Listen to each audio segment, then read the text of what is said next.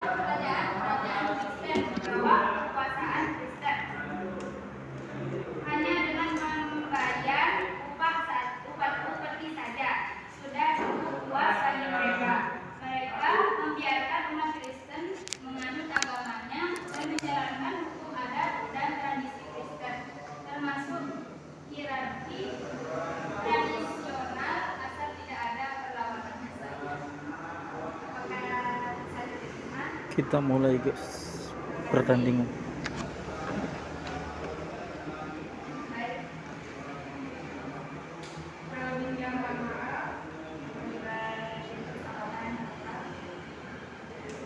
Mungkin lebih jelasnya akan dijelaskan oleh dosen kita.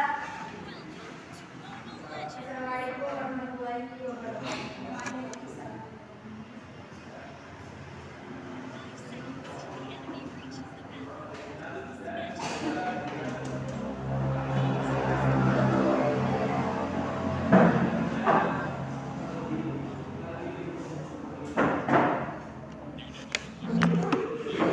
Santai, masih pemula guys, kita bantai semua.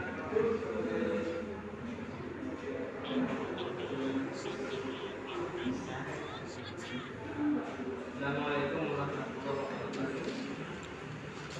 Teman-teman yang berbahagia, sedikit saya barangkali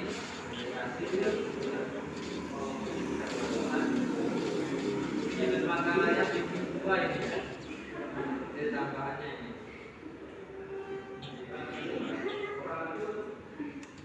Atau ya dari masyarakat Islam ya. Dan selanjutnya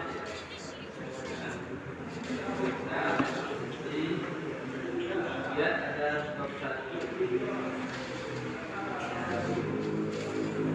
secara keseluruhan makanan dan minumannya sudah cukup bagus, namun itu ada hal yang perlu disempurnakan ya, sama bagaimana kemudian moderator atau narasumber jika menjelaskan bisa memancing audiens. Di tugas narasumber itu dia bisa mengintimidasi peserta audiens. Jadi bagaimana kemudian ini bukan untuk narasumber ini ya, jadi untuk keseluruhan. Nanti siapa tahu teman-teman yang lain menjadi narasumber, bagaimana kemudian kita ketika menjadi narasumber bisa mancing agar supaya pendengar itu tertarik dengan apa yang kita sampaikan. Harus mengintimidasi, harus bisa membuat audiens itu memiliki rasa penasaran dengan apa yang kita sampaikan. Makanya kalau misalkan kita lihat pidato itu, kalau misalkan teman-teman lihat orang-orang yang bikin pidato itu ya, orang siapapun itu, nah pasti mereka Bapak dan sebagainya, pasti mereka itu pintar untuk mancing atau untuk mengintimidasi audiens. Nah, tentu untuk memiliki kemampuan seperti itu ya harus punya ilmu yang baik, literasinya yang benar. Jadi kalau misalkan seseorang punya literasi yang baik, dia sering baca, pengalaman bacaannya banyak, maka wawasan penyampaiannya juga baik ya. Jadi kalau misalkan teman-teman, kalau misalkan mau kita ngomong syarat yang pertama apa? Tidak cukup yang dengan retorika, tapi yang paling penting adalah ilmuwan.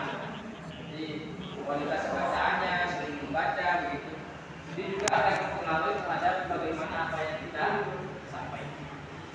Kadang kalau misalkan jadi kan ngomong itu kan menyampaikan apa yang di pikiran kan. Nah kalau misalkan isi pikirannya nggak ada apa yang mau disampaikan. Oleh karena itu ya dia harus punya pengalaman, harus punya harus punya bahan bacaan, baik pengalaman secara kehidupan ataupun pengalaman dalam dunia bacanya, maka dia akan bisa menyampaikan apa yang ada di dalam pikiran. Tentu yang kedua adalah retorika ya, retorika bagaimana kita kita punya kepedean, menyampaikan sesuatu, nah itu juga akan mempengaruhi terhadap gaya bicara seseorang. Orang pilgacil masih anak-anak itu kan sudah kita ngomong aja.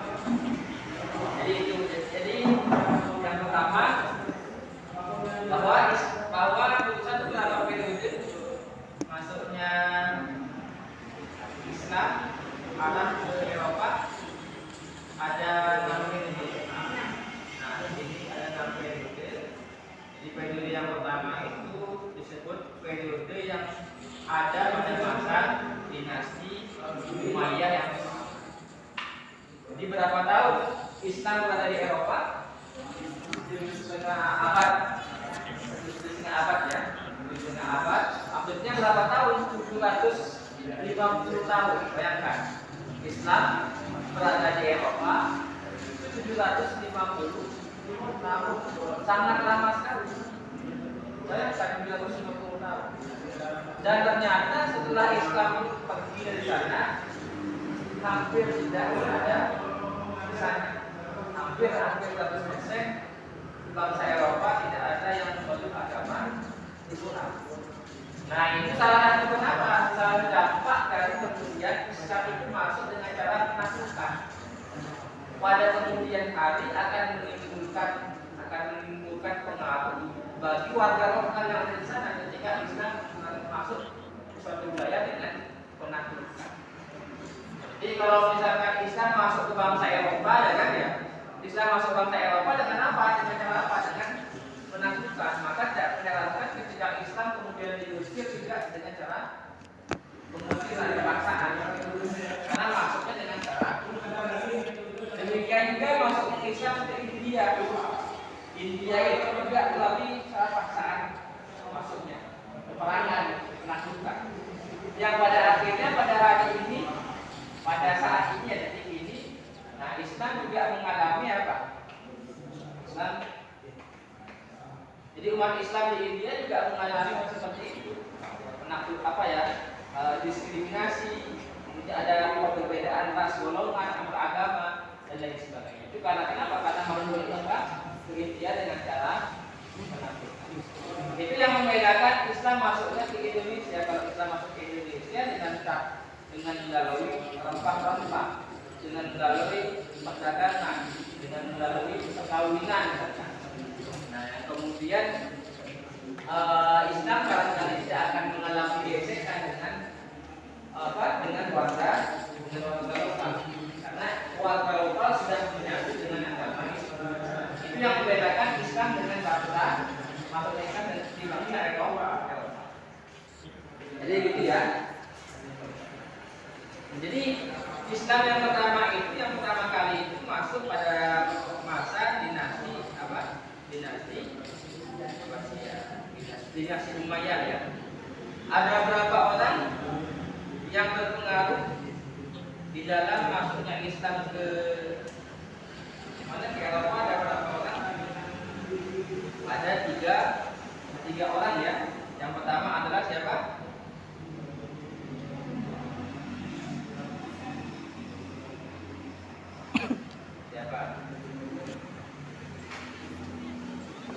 Yang pertama Tariq bin Ziyad. Yang pertama itu Tariq bin Malik, yang kedua Tariq bin Ziyad, dan ketiga Musa bin Lail. Itu tiga orang yang sangat berpengaruh terhadap bisanya masuk Islam ke benua Eropa. Yang pertama adalah karena sebab Tariq bin Malik, yang kedua Tariq bin Ziyad, yang ketiga Musa bin Lail. Jadi Tariq bin Malik ini adalah seorang yang mengawal dia ekspedisi mengekspedisi bagaimana sih benua Eropa dari Afrika Utara, kemudian dia menyeberangi Gibraltar sampai kemudian di sana ternyata bangsa Eropa pada saat itu sedang mengalami kemunduran, di mana diskriminasi terjadi di sana, kemudian kemunduran kemiskinan, kemudian terpecah belah, bahkan pemaksaan agama, diskriminasi agama. Itu yang terjadi di bangsa Eropa pada saat itu. Nah sehingga ketika Musa bin Nusair itu masuk ke benua Eropa, dia dibantu oleh siapa Musa tadinya? Oleh raja siapa?